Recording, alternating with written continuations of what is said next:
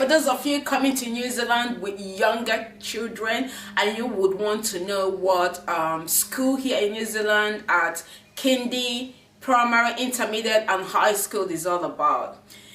In a nutshell, I would say it is incredible. It is spectacular.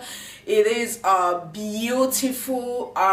Just in my son's voice, because we moved from South to North Island, I would say the further north you go, the more magical, diversified and adventurous it becomes. I will do a sit-down video to tell you about the benefit and few things I'm struggling with. But the whole essence of today's video is to provide information for people or somebody that want to migrate to New Zealand with young children that would be assessing the kindy, the primary and the secondary school education. So in this video, I will be walking you through all the numerous questions you've been asking to know what child's education is all about here in New Zealand, the diversity, the cost, and a whole lot of that. Stay glued as I will go in depth to give you all the clues.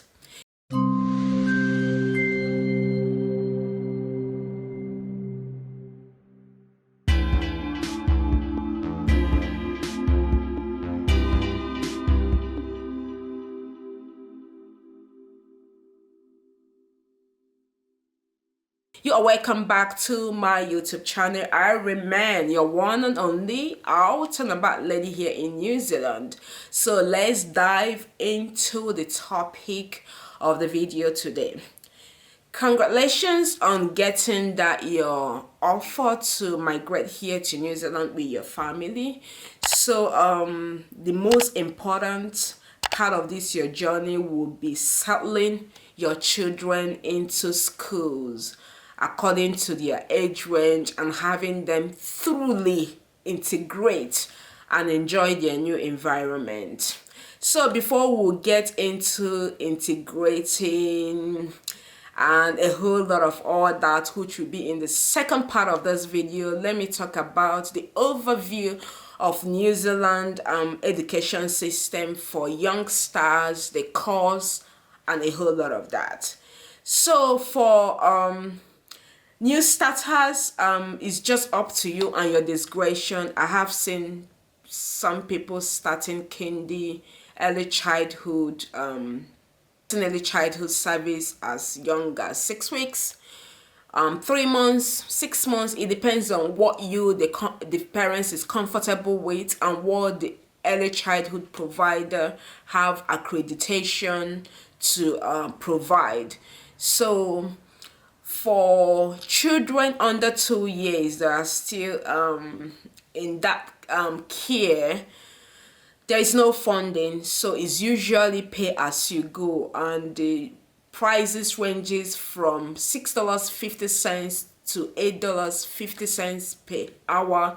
It depends on the facilities available in the school and all of that, so you choose what you can afford. So at the age of 2, once they clock 2 years and move to the older section, that where children from 2 to 5 years stay, they will have this ECE funding that they will start receiving 20 hours free. So the government will pay 20 hours for your child, and any different, the parents would top that up. And so that is what it is all about for kindergarten, early childhood, daycare. And once a child turns 5 years, on the 50th birthday, most schools will send your child off for big school, and some parents, depending on their individual situation, delay big school till 6 years. But anything outside 6 years, I don't know what the law means for you if you do not want to send your child to big school. So when your child gets to big school, that is the primary school, and the primary school runs from, most primary school here runs from year 1 to year 8, and your child will typically start at 5 years or that 6 years ish, and finish around 12 years. And for this primary school education, most public, not most, all New Zealand public primary schools are free. Like free, you do not have to pay school fees, but you have to take care of your child's needs, like the food, the school uniform, the pouch, the shoes, the sport wears, the books, and any other thing that a child would need to do the school work. So that is it about our public primary schools. And they have missionary primary schools like Catholic primary schools. My child goes to one of the Catholic primary school, and they have got other missionary school, and they have got other private primary schools, if I forget to mention. So for Catholic primary schools, they will have a contribution that you need to make. I think where my boy is going is like $400 per year. And for all the missionary schools, I know they might have their own contribution. This is not a fee, because if it is the actual fee, that won't be the amount. And they have other private schools that pay real money. But from my studies and everything, my child is good with the Catholic primary school, and I am very happy with that decision. And the most public primary schools here are good, with high standard of school coursework. So if your child still goes to the primary school, trust me, it's not a worry. Yeah, you just have to put your legs down in the things you do not want them to absorb from the society. So sending my child to Catholic primary school, I just want all that Christian Catholic way of life and norm inculcated into him. So that is my own personal belief and choice. So that's it. So let's go over to what happens after primary school. There's another one called intermediate, which is usually 2 years, and they call it year 7 and year 8. So in most primary schools, they have this running through, and in some primary schools, you finish primary schools, you do 2 years intermediate if they do not have that extension, and after 2 years intermediate, you move over to high school, which runs up to year 13th. And also there are also competent high schools.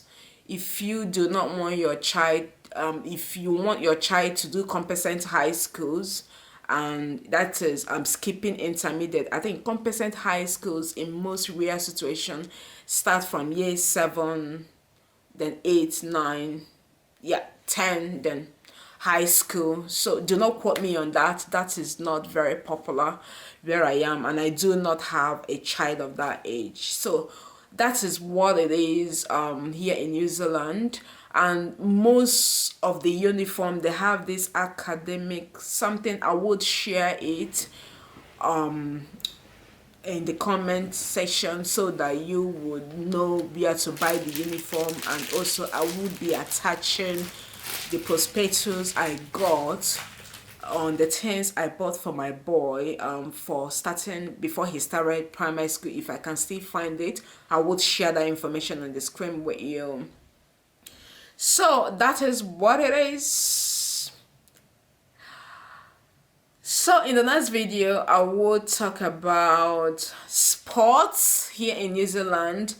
Unlike most countries overseas, how we get our kids settled or enrolled into sports of their interest and talent. I will talk on how they do sports in school here in New Zealand, and how a child get picked, and a whole lot of that.